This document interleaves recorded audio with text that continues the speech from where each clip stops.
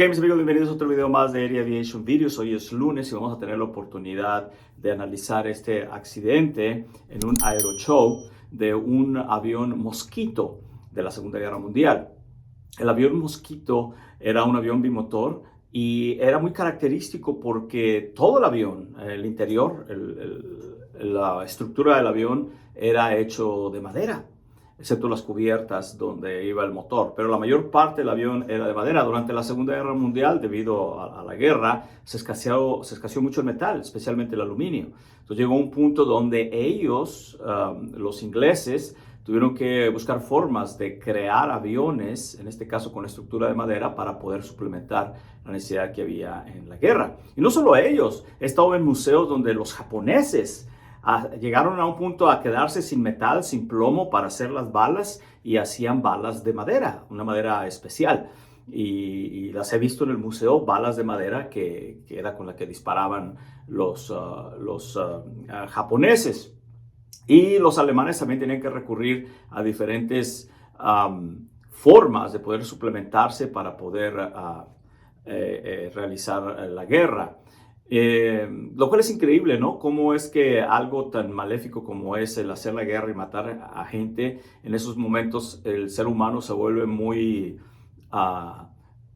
creativo en formas de cómo seguir matando a sus semejantes. Pero bueno, ya no quiero pasar a la parte humanista de este video. En fin, el Mosquito es un avión bimotor y aquí está en un aeroshow, creo que es en Inglaterra, algo así. Ya me dijeron muchos de ustedes que deje correr el video completo, dura nomás como 46 segundos. Y lo voy a dejar correr, los 46 segundos, y luego voy a tener que ir parando en partes porque la imagen es muy borrosa, pero voy a ir parando en partes y voy a ir mencionando los segundos para que ustedes tengan la oportunidad de poner atención en ciertas cosas que sucedieron. Y voy a tratar de dar mi versión como instructor de vuelo de qué es lo que sucedió aquí, qué es lo que debería de haberse hecho, aunque en una situación como esta de emergencia nada va a salir bien. Decimos, todo va a salir mal y lamentablemente tenían muy poca altura y no pudieron recuperarse. Pero aquí está el video en su totalidad desde el segundo 0. Ahora lo tienen.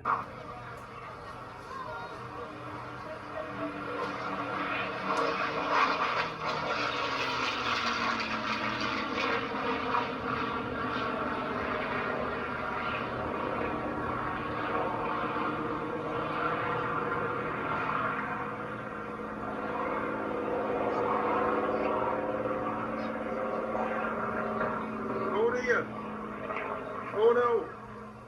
We don't like that. Oh shit! Get it back under control.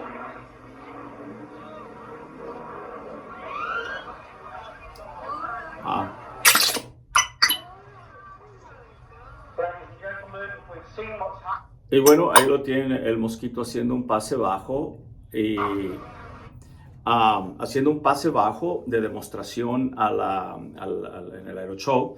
Hace el pase bajo y luego empieza a hacer una vuelta, un roll, que ellos le llaman el roll de la victoria, cuando regresaban los aviones de las misiones y llegaban al aeropuerto de base de ellos. Algunos de los aviones pasaban bajo, pedían permiso a la torre de control, pasaban bajo y daban la vuelta, un barril bajo, era lo que llamaban el rol de la victoria, y estaba hecho con la intención de motivar la moral de los mecánicos en el suelo, de los otros pilotos, de todo el ejército. Venía el avión y daba un rol de la victoria y luego seguía hacia su proceso de tráfico. En el patrón de tráfico venía y aterrizaba. Y debe haber sido increíble si tú y yo hubiéramos estado en la guerra y de repente mandamos 30, 40, 50 aviones a pelear y luego regresan y lo primero que escuchamos es esto, el sonido de los motores, creo que son los Merlins estos, el sonido de los Merlins suena mucho como el P-51, el motor del P-51, y que pudiéramos oírlos venir otra vez y que hicieran un rol de la victoria, dando a entender que el haber ido a pelear en cierta forma fue un éxito. Esto es lo que le llaman ellos el rol the victory roll, el rol de la victoria, que es un rol cerca del suelo. Eso es lo que ellos están intentando hacer para demostrar, obviamente darle a la gente una idea de lo que sucedía en la Segunda Guerra Mundial. Y ya sé que muchos de ustedes han hecho comentarios acerca de que estas maniobras deberían ser prohibidas, que no deberían hacerse porque son muy peligrosas en aviones viejos, etcétera, etcétera. Y creo que tienen razón. Creo que tienen razón. Pero también al mismo tiempo debemos de considerar el esfuerzo que la gente como ellos que ponen este Aeroshow hacen para poder darnos una idea muy acertada de lo que sucedía durante la Segunda Guerra Mundial. Y eso es algo que yo les aplaudo, porque el mantener este tipo de aviones en vuelo seguro requiere no solamente una gran cantidad de dinero, sino una gran cantidad de esfuerzo físico de algunas personas por mantenerlo mecánicamente hablando volando en el aire. Y una gran capacidad de entrenamiento de los pilotos que vuelan este tipo de máquinas. Es una operación muy, pero muy sofisticada y agradecemos que ellos intenten darnos la idea más cercana posible de lo que era estar en la Segunda Guerra Mundial. A mí me ha sucedido donde he tenido la oportunidad de ir a los museos. Una vez estuve en Dayton, Ohio, en el Museo de la Fuerza Aérea, y tienen ellos, en el museo tienen una réplica de las trincheras de la Primera Guerra Mundial. Entonces tú te metes, es una réplica, te metes, vas dando la vuelta y vas escuchando las bombas, los cañones, el enemigo alemán que se acerca, y vas escuchando disparos y fuego y humo, y te da una sensación muy abrumadora de lo que era estar ahí en ese momento durante la Segunda Guerra Mundial. Entonces, este tipo de simulacros tienen esa intención. También he tenido la oportunidad de estar en el Museo de los Derechos Civiles en Memphis, Tennessee, donde mataron a Martin Luther King. Y ahí tienen un lugar donde te sientas tú como si fuera un comedor. Y para darte una idea de lo que la gente de color afroamericana sentían en aquellos tiempos cuando había la separación entre los blancos y los negros, y te sientas tú ahí y empiezas a escuchar bocinas de lo que la gente te decía: eres un puerco, eres un marrano, no debes de estar aquí, y tú te sientes abrumado en medio de toda... Son maniquís de gente blanca alrededor tuya y te sientes mal. La idea es simular para darte una idea muy acertada de lo que sucedía en esos tiempos. Y yo llegué a preguntarme, ok, yo como mexicano, si estuviera en ese tiempo del apartheid, de cuando estaba separado, de la separación racial en Estados Unidos, ¿dónde me sentaría yo? Porque pues, yo no soy blanco, ¿eh? Como mexicano soy de piel aperlada, me sentaría en el lado de los blancos o me sentaría en el lado de los morenos. De hecho, le pregunté a uno de los guías, le dije, oye, yo como mexicano, ¿dónde me sentaría? Y me dijo, no sé, no sé.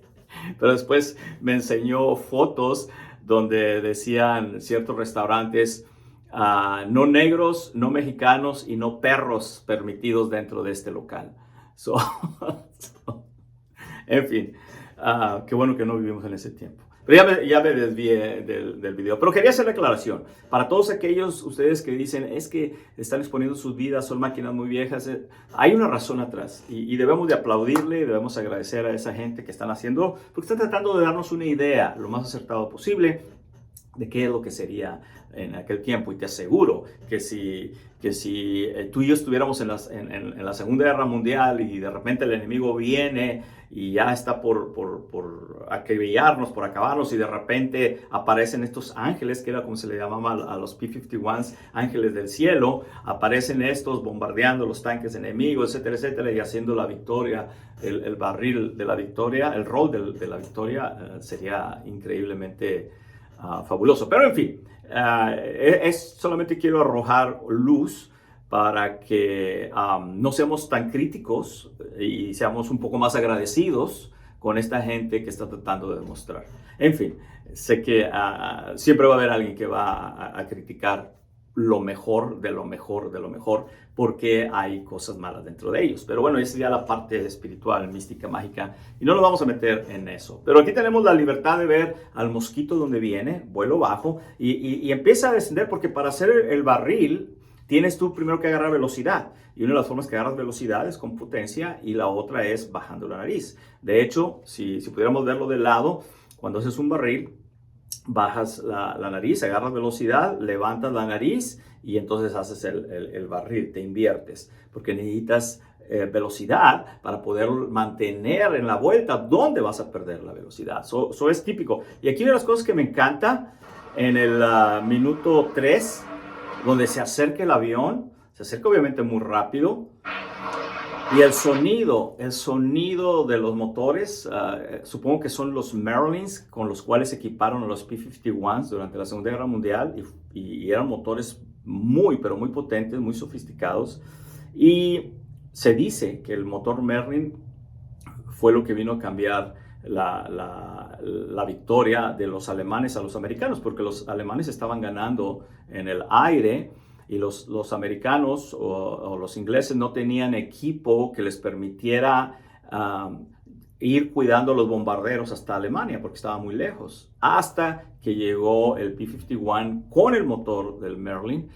Inglaterra y Estados Unidos se unieron, formaron el P-51 y fue como pudieron escoltarlos hasta los lugares de bombardeo. Y se dice que el motor Merlin o el P-51 es lo que vino a cambiar y a dar la victoria a los aliados en la Segunda Guerra Mundial, sin dejar de reconocer a los alemanes que eran unos pilotos increíblemente diestros, a los ingenieros que diseñaban estas máquinas.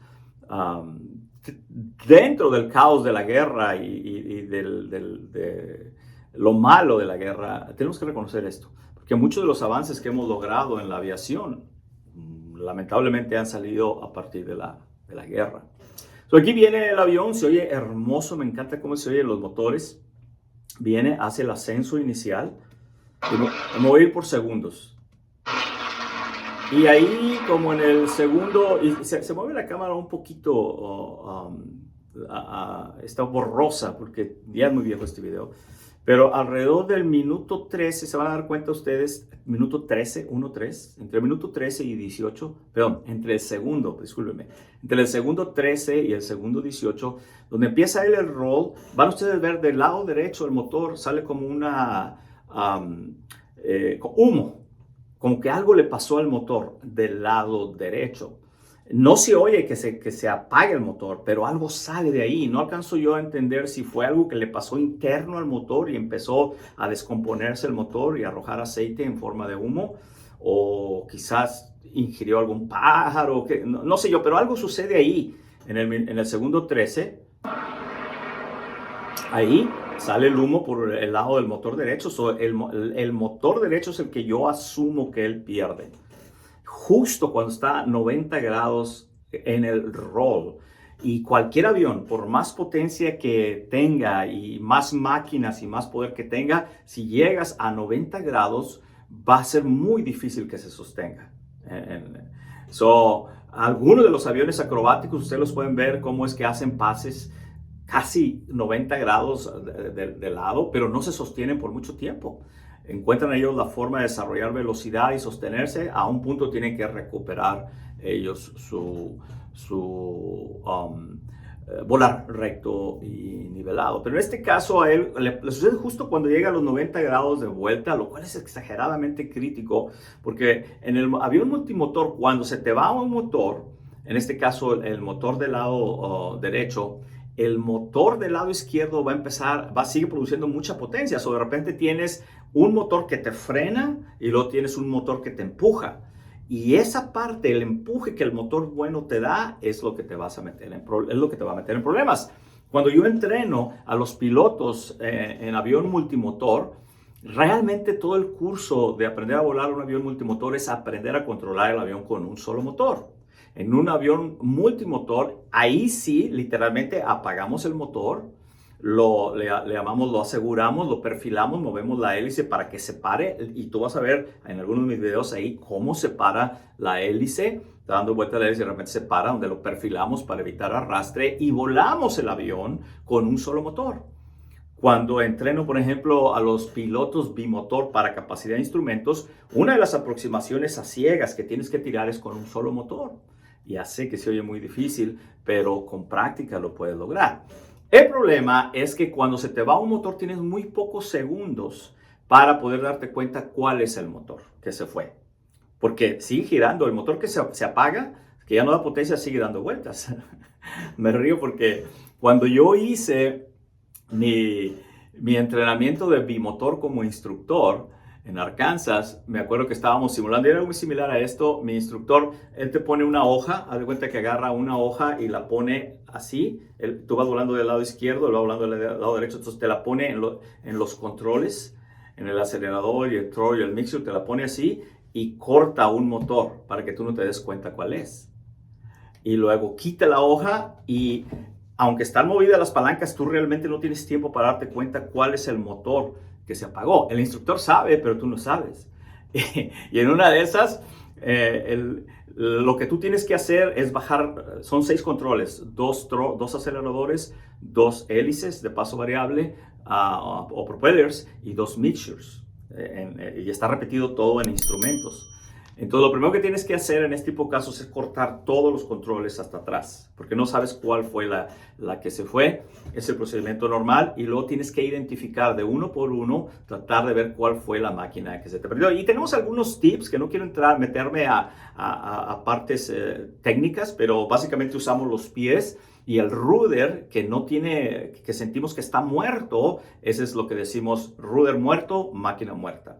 Si se va el motor del lado derecho, va a seguir dando vueltas, no sabes tú cuál es, pero ya no vas a sentir presión en el rudder derecho. Quiere decir que la máquina derecha se te fue. Eso decimos right rudder, right engine, o dead engine, o left rudder, dead engine.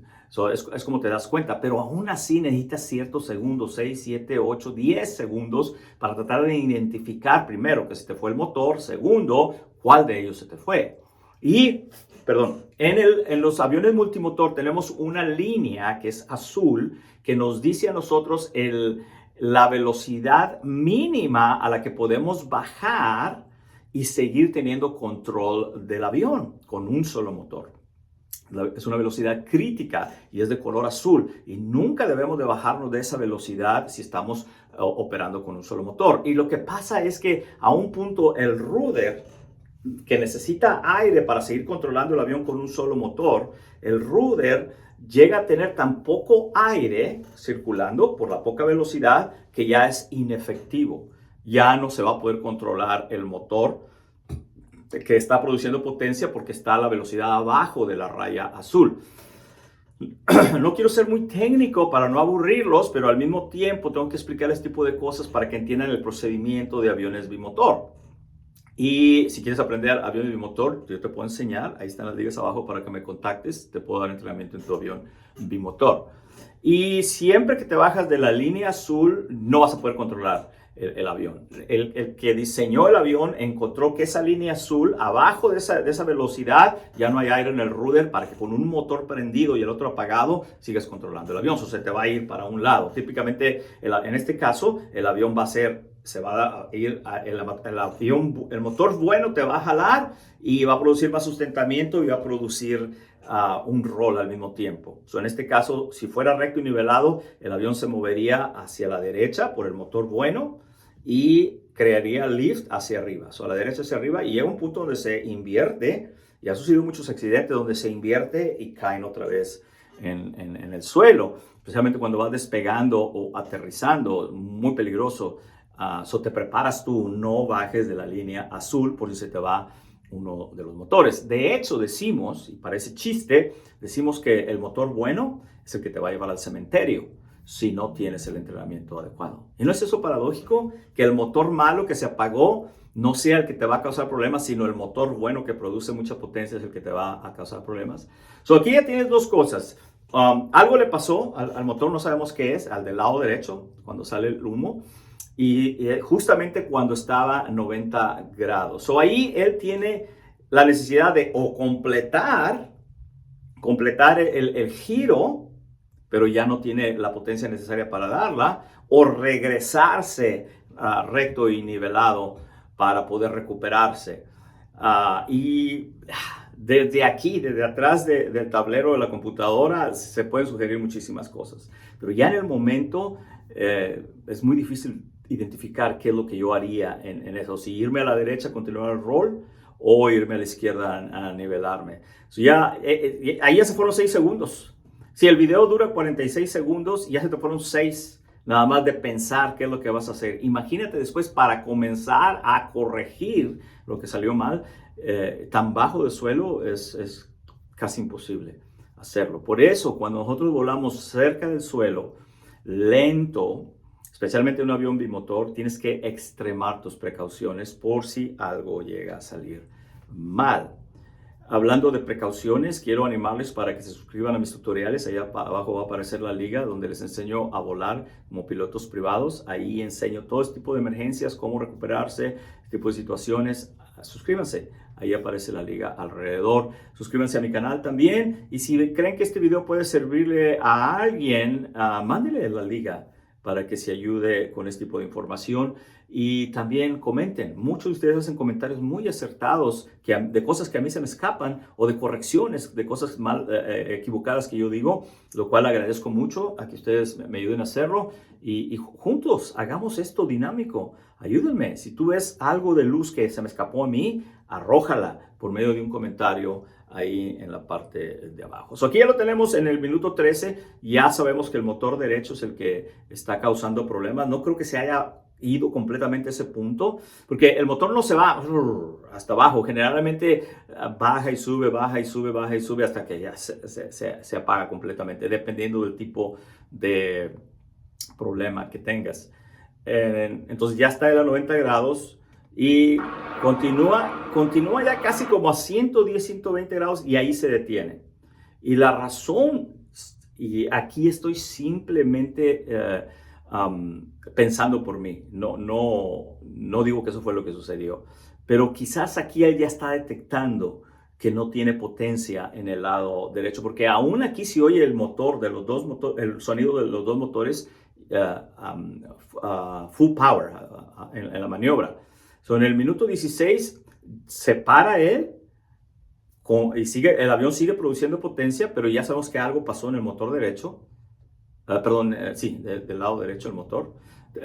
No debo de equivocarme porque ahora está invertido el avión, el derecho ahora es el izquierdo. Pero el motor derecho, el que está abajo, que es el que fue, y ahí se queda como suspendido, invertido momentáneamente. Pero ahí se oye que todavía sigue produciendo potencia. Y de repente empieza a regresarse él, quizás tratando de nivelarse. Y es cuando ustedes van a oír que algo pasa en el motor. Se baja el sonido de uno de ellos. Estoy en el segundo 19.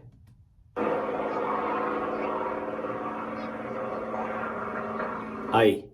En el segundo 25 se oye ¡pum! Donde definitivamente algo tronó. Se oye como si uno de los cilindros se hubiese salido del motor. Déjeme regresarme al segundo 19 porque quiero mencionar algo ahí en el segundo 19. En el segundo 19 es cuando ya él llega y empieza a regresarse. Y donde lo hace, donde se regresa él, el avión regresa otra vez a 90 grados. Y en los 90 grados, una vez más, empieza a perder mucha altura. Yo he tratado de hacer esto a una altura muy alta con los Cessnas, simplemente para demostrarle a mis estudiantes qué sucede cuando incrementas el ángulo de banqueo. Y no llega ni a 70 grados cuando el Cessna ya empieza a caerse. Y he tratado de llegar a 90, pero no se sostiene el avión, inmediatamente se cae. Pero estoy muy alto. Y esto lo hago simplemente como demostración para que el estudiante se dé cuenta, porque no deben andar borraceando, tratando de impresionar a la novia cerca del suelo, porque es como suceden los accidentes. Pero aquí ya él llega, se nivela, se regresa otra vez a los 90 grados, vuelve a perder unos pies más de altura valiosa. Y aquí a este punto, con un solo motor, sin saber cuál es aún, la altura decimos, es dinero en el banco. En el minuto 22 se empieza a nivelar él, pasa por la parte recta y nivelada y continúa la vuelta. Y donde se oye el pum, se oye algo sucedió con el motor. A este punto ya sé yo que es el motor derecho el que se le fue. Y el motor izquierdo es el único que sigue produciendo potencia. Y aquí lo que va a hacer el motor bueno, que es el izquierdo, va a hacer esto. Pero como no tienes velocidad suficiente arriba de la línea azul que te dije, el rudder no va a ser efectivo. A este punto, lo que debería hacerse es cortar todos la potencia, todo el mixture, todo el paso variable, para tratar de bajar la nariz y recuperar la velocidad arriba de la raya azul. Y entonces volver a usar la potencia. Pero, recuérdate, está ya el invertido. Y lo menos que se te va a ocurrir a ti cuando estás con la nariz hacia abajo y ves el suelo venir, lo menos que se te va a ocurrir a ti es jalar el control hacia atrás. Instintivamente tú lo que quieres es toda la potencia para poder tratar de recuperarte y levantar el avión.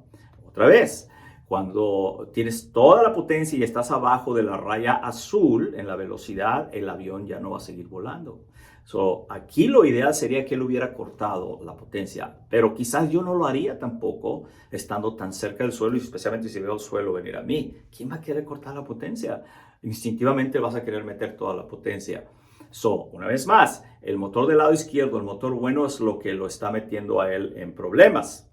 Y en el segundo 25, si digo minuto es error mío, me refiero a segundo, ¿ok? En el segundo 25-26, ahí ya queda completamente con la nariz hacia abajo.